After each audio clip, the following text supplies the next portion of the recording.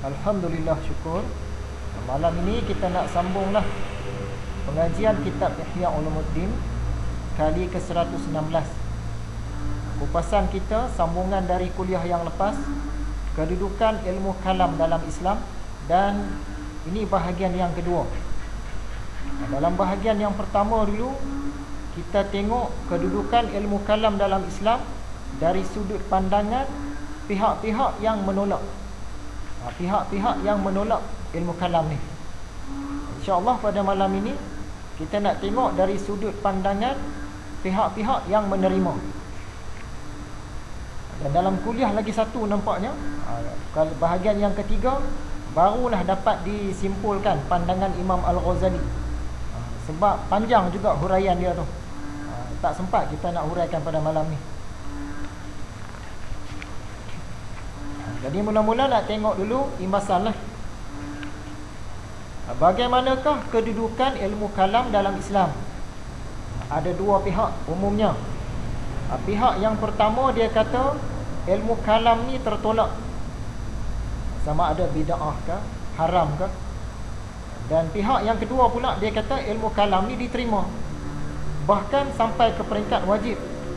Bahkan ada yang kata fardu, sama ada fardu ain ataupun fardu kifayah. Jadi ada dua pandangan.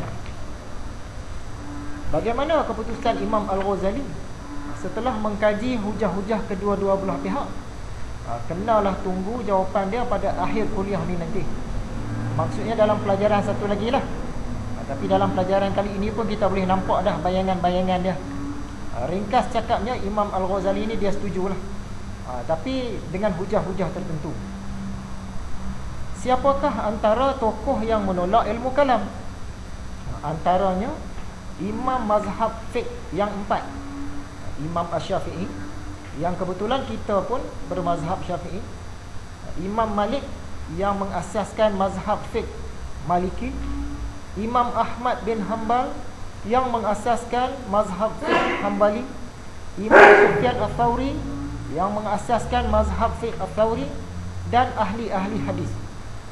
Kalau mengikutkan nama-nama tokoh yang menolak ni, nampak gayanya kita kena buanglah ilmu kalam ni, sekali imbas. Jadi sebagaimana yang kita sedia maklum, kita ini dari segi ilmu kalam tauhidnya, kita dari aliran Asy'ariyah dan Maturidiyah. Cuma melihatkan tokoh-tokoh yang tolak tadi, jadi kita sekali imbas tu kita rasa, salahkah pegangan kita selama hari ini? Ada kupasan dia nanti. Apakah pandangan mereka terhadap ilmu kalam dan ahli-ahlinya? Yang ulama-ulama besar ni tadi, apa pandangan mereka? Antaranya mereka kata ilmu kalam ni lebih teruk daripada syirik. Syirik pun tak puas lagi, ilmu kalam ni lagi teruk. Yang kedua, ahli-ahli ilmu kalam ni dihinakan Tuhan. Yang ketiga, ahli ilmu kalam ni sepatutnya dipukul dengan pelepah kurma dan kemudian diarak ke kampung-kampung. Yang keempat, ahli ilmu kalam ni tidak akan mendapat kejayaan selama-lamanya. Yang kelima, bahkan zindik. Yang keenam, ahli bid'ah. Yang ketujuh, ahli hawa nafsu. Yang ke-8, kita kena putuskan hubungan dengan mereka. Jangan bercampur gaul dengan mereka, jangan mendengar pengajaran mereka, jangan berdebat dengan mereka.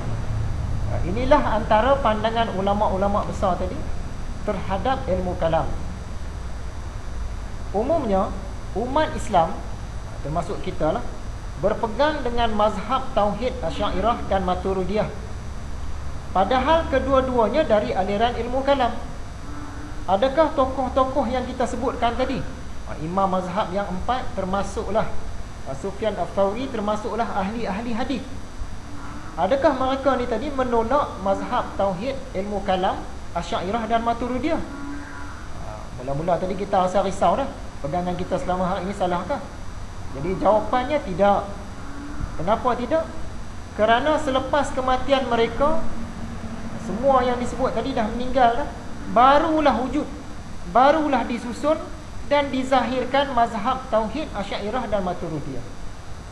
Maksudnya yang mereka duk tolak-tolak aliran ilmu kalam ni, yang pada zaman mereka tu, Yang pada zaman mereka tu ajaran ilmu kalam yang salah, terutamanya kaum Mu'tazilah. Jadi mereka tak pernah menolak aliran Asy'ariyah dan Maturidiyah, kerana Imam Asy'ari dan Imam Abu Mansur Maturidi ni lahir kemudian. Takkan mereka dah tolak siap-siap dah, jumpa pun tak pernah lagi. Ya. Jadi yang ditolak tu bukanlah yang kita pegang. Jadi rasa tenteramlah sikit hati kita. Buktinya kita boleh tengok zaman hidup tokoh-tokoh yang disebutkan tadi.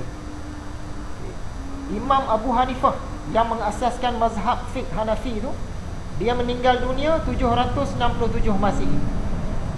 Imam Maliki meninggal dunia 800 Masihi. Imam Syafi'i meninggal dunia 820 Masihi. Imam Ahmad meninggal dunia 855 Masihi. Sedangkan Imam Abu Hasan Al-Asy'ari yang mengasaskan aliran kalam Asy'ariyah, dia lahir pada tahun 874. Empat orang imam ni dah meninggal dunia dah, baru dia lahir. 40 tahun lepas tu pula barulah dia asaskan aliran Asy'ariyah. Jadi kesimpulannya, yang ulama-ulama tadi duk tolak ilmu kalam tu bukanlah yang aliran Asy'ariyah tadi. Bukan aliran yang kita terlibat ni.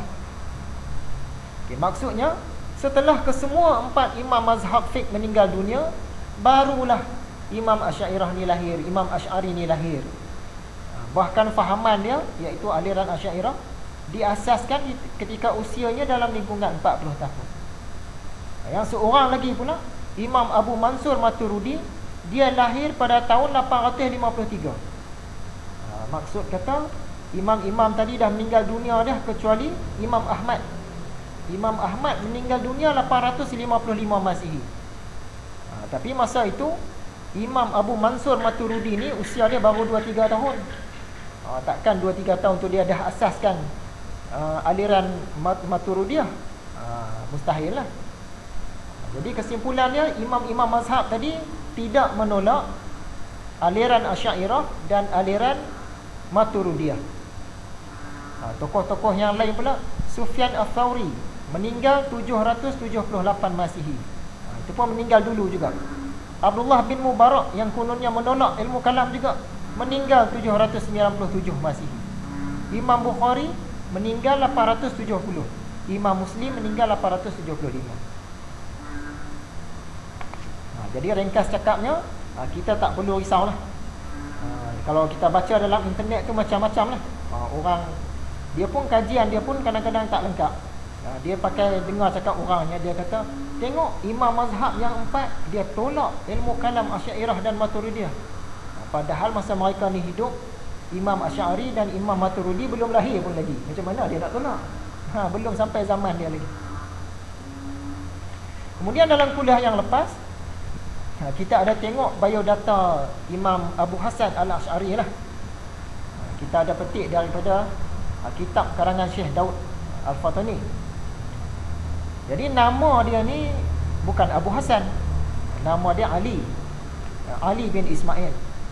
Mungkinlah kot anak dia tu nama Hasan, jadi dia pun disebut Abu Hasan. Biasanya orang Arab ni macam tu lah. Jadi dia, gelaran dia Abu Hasan. Dia ni keturunan satu orang sahabat Nabi yang bernama Abu Musa Al-Asy'ari.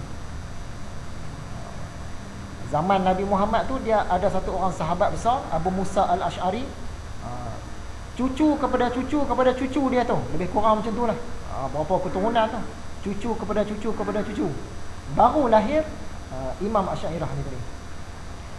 Jadi datuk kepada datuk dia ni, iaitu Abu Musa Al-Asy'ari, dia datang dari Yaman.